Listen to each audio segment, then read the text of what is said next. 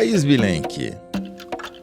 Tudo indica, Bolsonaro será condenado pelo Supremo Tribunal Federal. A própria defesa já está falando em redução de pena, né? Ou seja, se fala em redução é porque tem pena, né? Logo, se tem pena é porque tem condenação. E isso deflagrou, antecipou a disputa pela vaga de anti-Lula na eleição de 2026. Há vários governadores candidatos.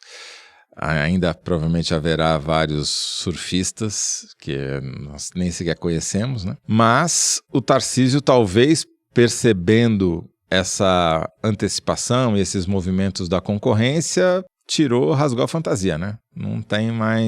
Agora não está mais ocultando o seu desejo de ser presidente. Ele pisou no acelerador. Essa semana, todos os dias ele gerou notícia sobre esse tema, assim, muito impressionante para um governador que alternava, né, entre a descrição, punha a cabeça para fora, voltava. E ele acelerou tanto que um dos marqueteiros que a equipe dele sondou, a equipe dele já vem sondando marqueteiros, inclusive avaliando as possibilidades, vai à reeleição, vai a presidente e tal. Um deles disse que a melhor estratégia era disputar a reeleição, atuar como se estivesse indo para a reeleição. Toda vez que o Tarcísio, agora, sobretudo, reeleição na iminência... para governador. Toda vez que, na iminência do julgamento do Bolsonaro, o Tarcísio posa de candidato, ele começa a tomar tiro, primeiro de tudo, pelos filhos do próprio Bolsonaro. Então, ele não ganha nada se expondo tanto antes, sem saber exatamente o timing e quais vão ser as decisões do Bolsonaro. Então, o ideal seria fingir que está ali, no jogo jogado dele, e aí o ex-presidente Bolsonaro pedir, né, anunciar publicamente que Tarcísio é o seu candidato. Essa deveria ser a postura. Falta combinar com o Bolsonaro.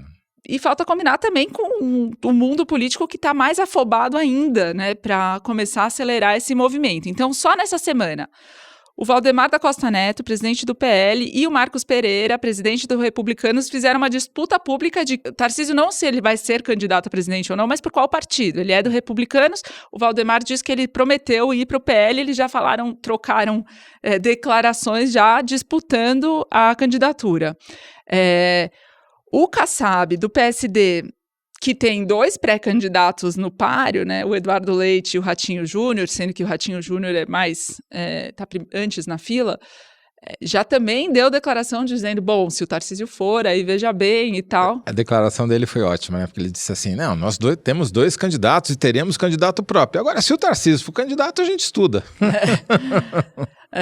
O Ciro Nogueira, no primeiro evento da semana, que foi um encontro do Esfera, que é aquele grupo do João Camargo, que faz eventos que unem o empresariado e a classe política, o Ciro Nogueira estava numa mesa com o Tarcísio, fez uma dobradinha com ele, nada ensaiada, nada combinada, em que ele fala qual que é o lema, né, para o presidente que vai se eleger no ano que vem. Aí o Tarcísio respondeu, não, se tivesse que lançar uma coisa, isso é resposta para os marqueteiros, mas se precisar lançar uma coisa, são 40 anos em 4. Em referência aos 50 anos em 5 do Juscelino Kubitschek. E aí me chamou muito mais a atenção do que esse lançamento de slogan em si, o vídeo de propaganda que o Ciro Nogueira publicou desse evento depois. Ele mostra essa cena do Tarcísio e ele fazendo essa dobradinha e mostra depois o Ricardo Nunes falando alguma coisa. O que em politiquês você lê qual é a mensagem que está por trás dessa escolha de nos segundos lá de peça publicitária, escolher essas 2 figuras. E depois eu fui apurar para saber se a minha leitura fazia sentido, que é o Ricardo Nunes, prefeito de São Paulo pelo MDB, está muito próximo do Baleia Rossi, que é o presidente da Legenda e deputado por São Paulo, e do Temer, que também tem base em São Paulo, enfim, está se movimentando para ser candidato a governador. Tem registro em São Paulo, acho que base é um pouco demais para o Temer. Está se movimentando para ser governador, já deu uma acelerada, depois deu uma recuada, mas esse é o objetivo dele. Saindo Tarcísio para presidente com um acordo de apoiar Nunes para governador, ele já consegue amarrar o MDB, que é um partido que está dividido nacionalmente. Então, você tem estados no norte e no nordeste que tem inclinação ao Lula, então só para citar 2 ministros, o Renan Filho de Alagoas e o Helder Barbalho do Pará, que inclusive quer ser vice do Lula, né? Tendem a ir com o Lula em 2026, mas você tem toda essa outra parte do MDB dividida. Então, fazer uma dobradinha Nunes e Tarcísio é estratégica para conseguir o apoio desse partido, que é bastante capilarizado. E o Nunes tem certeza que vai ser governador, né? Dada a sua brilhante gestão em São Paulo. E, da mesma forma, o PSD. O PSD é dividido, então no Nordeste tem quadros que vão fazer campanha para o Lula, então acertados com ele, e do Sul, Sudeste, Centro-Oeste, a maior parte tá já com o Tarcísio. Aonde que dá para chegar com, né, esses movimentos dessa semana? O Tarcísio já sai com apoio da União Progressista, União Brasil e Progressistas. Na medida que que seja uma união mesmo, né? E republicanos, mas eles formalizaram a federação, eles são obrigados a apoiar o mesmo candidato, né? Mais o Republicanos, que é o partido dele, mais o PSD e o MDB, pelo menos nas suas cabeças. E aí você tem o PL, que está muito refém do bolsonarismo, então o Eduardo Bolsonaro ameaçando deixar o partido se o Tarcísio vier. O Valdemar sabe, a gente contou isso em outro programa, que ele perdeu grandes puxadores de voto da eleição passada, em que ele fez bancada recorde para essa. Então, nas contas da política paulista, o PL vai cair para uns 70 deputados federais nessa próxima eleição. E o PSD vai chegar num 100. Então, vai ter uma inversão de tamanhos e de importância, né?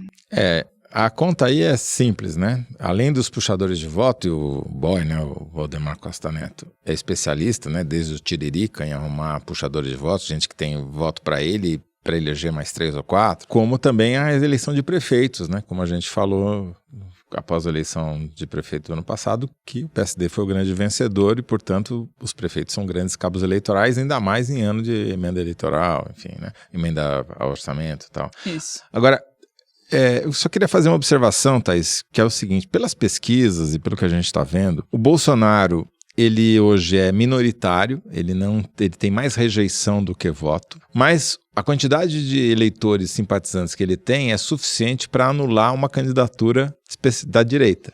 Então, o grande risco do Tarcísio, ao precipitar esse movimento, é ter o Bolsonaro contra ele. E como a gente já disse na semana passada, o Bolsonaro é muito mais influenciável por atores como Malafaia do que a gente possa imaginar à primeira vista, né? Então, eu fico me perguntando até que ponto essa medida do Tarcísio de pisar no acelerador, como você disse, não vai derrapar. Exato, né? Não vai cair na ribanceira. Você está se perguntando isso e os marqueteiros estão dizendo, mas aí, para aplacar também a fúria bolsonarista, o Tarcísio também, nessa semana, fez um aceno público à anistia no evento do Republicanos. O Hugo Mota, filiado ao partido, estava lá, olhando para ele quando ele fez um aceno falando da pacificação, que o Congresso deveria aprovar e tal. Então, assim, tentando fazer um seguro com o Bolsonaro. O Tarcísio devia ler The Economist, que não acerta muito em relação ao Brasil, mas deu capa para o Bolsonaro essa semana, com o Bolsonaro com chifres, que eu achei uma deselegância, do Viking do Capitólio, né? Essa é uma interpretação possível. Dizendo que o Brasil estava dando uma lição de democracia para os Estados Unidos justamente porque estava julgando e possivelmente condenando o seu golpista, diferentemente do que os Estados Unidos fizeram, né? Então, talvez eu podia fazer uma aulinha de inglês intensiva e ler a matéria da The Economist. E aí, Toledo, nesses muitos eventos dos quais o Tarcísio participou, ele foi na quarta-feira no Pacaembu, num jogo de futebol organizado pela Associação Paulista dos Municípios. Está tendo o congresso da associação e tinha lá esse jogo. Ele então, foi torcer pelo Flamengo, não? Ele foi jogar. Ele jogou ele e o Nunes no mesmo time, o Kassab como juiz, com um apito. O Temer estava ali como chama aquela parte do lado de fora do campo? O Temer estava no banco, que é o único lugar que ele cabe na história da política brasileira, mas tudo bem, vamos lá. E aí fez embaixadinha, chutou o pênalti, fez o segundo gol do time dele, fez toda a brincadeira, lacrando nas redes e tudo mais. Depois teve uma recepção, né, desse congresso.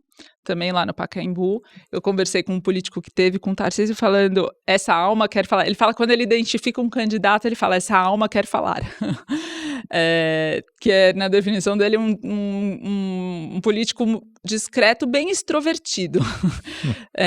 Fingindo que não, e todo mundo vendo. Agora, a gente sabe que o histórico de governadores de São Paulo é desastroso. Então, disputar a presidência com muita antecedência não é bom. Vamos lá. Orestes Quercia, perdeu.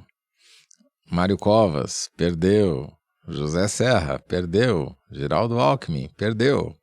Só se for para quebrar a escrita. Como disse o senador Otto Alencar, ele falou, o Valdir Pires foi disputar a vice do Ulisses e terminou vereador.